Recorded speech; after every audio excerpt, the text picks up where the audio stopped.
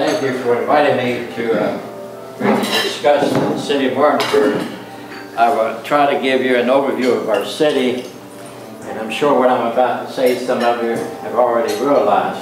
Before I get started, I have to agree with Carolyn. John, you're very persistent. John and I have been talking about this talk since I think December or January, when he and I, the city manager, met on the matter. And here I am, and I'm glad to say that this is the last program, because you may not want to have any more programs after I finish here. But anyway, here's a brief overview of the city of Martinsburg. The city of Martinsburg is a council-manager form of government, which was adopted in the year of 1966. Elected officials are comprised of 5 ward persons and 2 at large, with the mayor as the chief elected official. This was adopted by council by ordinance in 1992 and became effective in July of 1996. Prior to that adoption, there were 12 council members elected, and the reason it was changed because of the money. It seemed like every 2 years, the city of Martinsburg would spend anywhere from $20,000 to $30,000 in elections. So we all got together and decided, let's put it up for a referendum. Let the citizens of Martinsburg decide whether they want 12 council members or 7 council members, and it was a good move. The city manager and I don't know, John, if this is for publication or not. It's an open meeting, Mayor. Well, I won't say it. Anyway, we're down to 7 council members. The city has 7 major departments, totaling 180 employees, of which 175, of course, full-time. We have 5 part-time employees. The city consists of various departments: police, planning and engineering, utilities, which is, of course, the water and sewer departments, the public works, which is, of course, the street and sanitation, fire EMS, finance, and city recorder, and we just recently hired a human resource person. Also, within these different departments, the city council has various boards. We have a planning commission, board of appeals, parking authority, HPRC, which is historical preservation and review committee. And also within those 7 council members, we have various committees. We have a budget and finance committee, a property committee, parking committee. Of course, I guess right at this juncture, the most important committee right now is the Budget and Finance Committee, and we've been very active. And this time of the year, we're very busy because we have to submit our budget for the coming year. The total of all the budget for the city of Martinsburg is $29.3 million. The general fund budget, which was approved in March of 2011 for the year 2011-2012, is $14.2 million. The major revenue sources that we generate for the general fund is the business and occupation tax, which generates about 46% of our budget, which totals about $6.5 million. I usually have a little speech prepared for the business and occupation tax, but it's really the only big tax revenue we have coming into the city. Sometimes when the press is not around, oh, John, I'll tell you anyway. Okay. To me, it's really an unfair tax. I've said this before in public, and I've said it for years. It's regressive. It just isn't fair. And the worst part about the tax, to my knowledge, a lot of municipalities in West Virginia have this tax, because that's about the only tool in the toolbox that we have to generate revenue for the cities across this state. But it's one of those necessary evils that we have to have in order to survive. We have also revenue coming in from property and state utility tax, which amounts to about $2.1 million. We have a 2% excise tax, which is about $700,000. Believe it or not, we have a wine and liquor tax that generates $100,000. We have a police, fire, and court costs, which is $325,000. We have building permits, which will generate, hopefully, $75,000. And we have cable franchise fees of $155,000. And last but not least is fire fees of $950,000. Before the economy came to a standstill, the city of Martinsburg really relied on the property tax and the business occupation tax.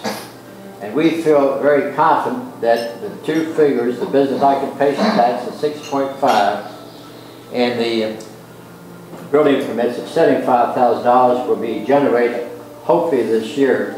It is felt by our finance officer and the city manager that things have sort of leveled off in the city of Martinsburg, and hopefully this type of money will come in for us to continue to operate. Other revenues that we have generated coming into the city is the water and sewer department, which generates about 6.8, fire and EMS 1.5 million. We have a police levy of 3 million, parking 555,000, sanitation 2.3, and we have a coal severance tax of $750,000. The major general fund expenditures is the police department, $5 million. Fire and EMS, 3.3. Street department, 1.3. Finance department is $725,000. I'll give you round figures for these others. City planning and engineering, $574,000. City recorder, $519,000. Expenses of City Hall, $506,000. We have salaries and benefits amounting, which represents 66% of our budget, totaling $9.3 million. The bad part about that is we have not been able to give any raises. This will be the third year that we have not been able to raise anyone's salary. But I'm happy to report that we've kept intact all the benefits. We have not laid off anyone at City Hall or in the city of Martinsburg out of those 180 employees. I'm often asked, well, how do y'all in the Berkeley County Commission / Council get along? I'm used to calling them Commission, but they are now the Berkeley County Council. And I'm happy to say the following. The city and county work very closely in various organizations in funding and work very closely in economic development. We fund the following. Both the city and the county, I might add. Berkeley County Development Authority, Martinsburg-Berkeley County Convention and Business Bureau, the Eastern West Virginia Regional Airport, Martinsburg-Berkeley County Park and Rec, Berkeley County Animal Control. We have a mutual aid agreement with the county, with the police, fire, and EMS. We have the Eastern Regional Planning and Development Council, which is better known as Region 9. We have the Hagerstown Eastern Panhandle Metropolitan Planning Organization, Martinsburg-Berkeley County Library, PAN-TRAN, the Health Department, and most recently the Eastern Panhandle Inland Port Authority. The city of Martinsburg is the county seat of Berkeley County. It's the fastest growing county in the state of West Virginia. The city of Martinsburg is the 7th largest city in West Virginia. Martinsburg's vision over the next 20 years is to accommodate and guide growth in an orderly way to create a stronger, healthier city. The council and city staff has already established the vision for 2025 by investing in key studies, which I will mention later. And the city, through their vision of 2025, invest in these key studies.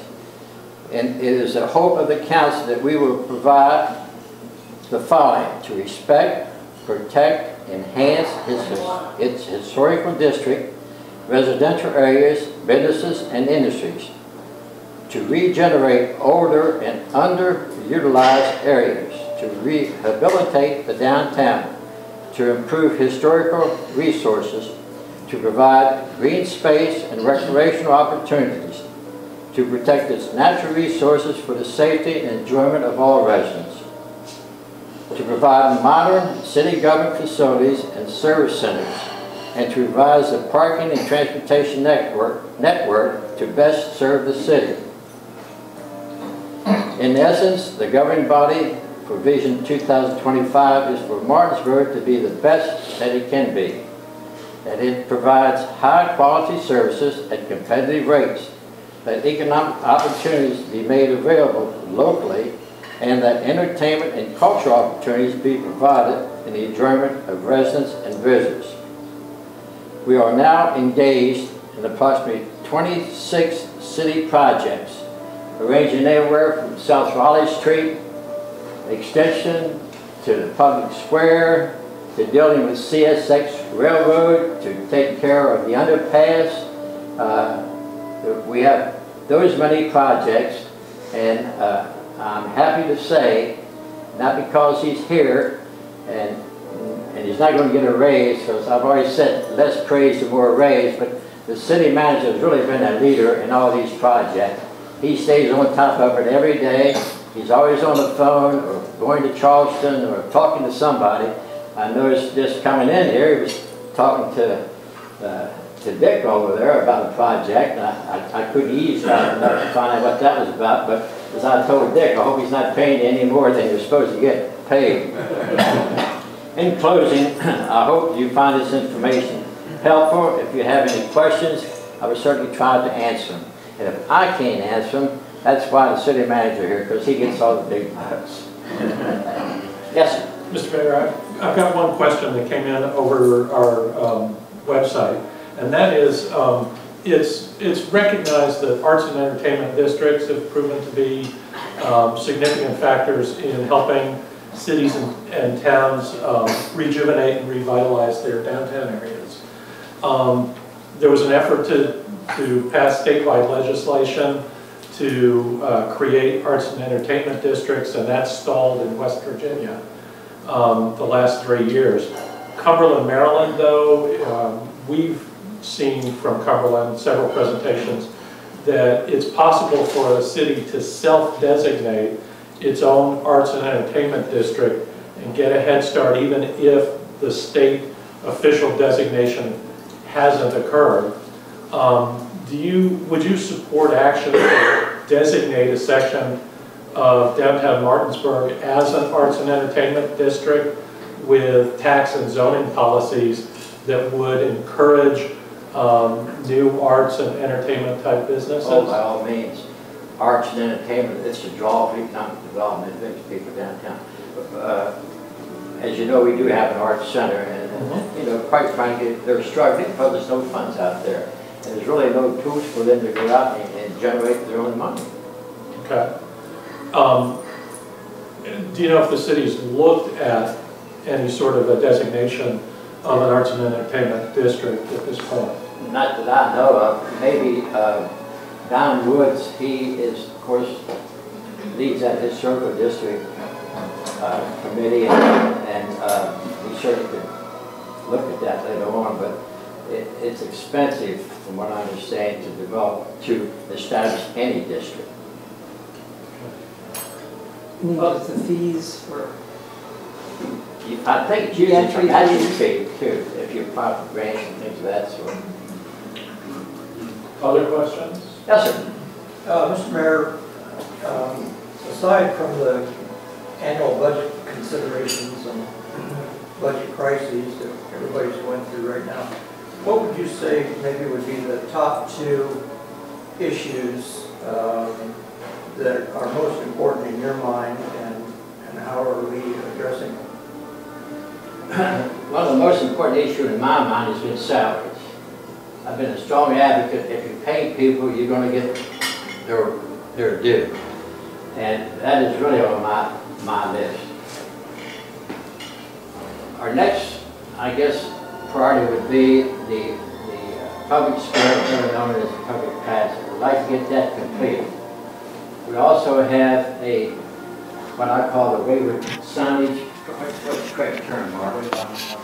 Wayward signage. What that is, that'll put signs 81 and on the main entrances that are coming into the town to designate the downtown area to draw more people in. More people you have, the more traffic you have, the more business you have, which will generate more taxes for the city of Martinsburg. Thank you. Anything else? Other questions? I've got one. Macy's, 1,200 plus jobs going in Berkeley County. 75 jobs for Hollingsworth Logistics announced in the last couple of days, which is really good for Berkeley County. how does Martinsburg position itself to benefit from those increases? Because it seems if we're not careful, we could end up with a bunch of people making the decision to live in Berkeley County, to work in Berkeley County, and Martinsburg might miss the target there. Well, I hope Martinsburg does. Anytime you have employment, you have business. Anytime you have employment, you have traffic. Anytime you have traffic, you have business. So we hope that we can catch that in the downtown area as well as our mall that we have. Okay.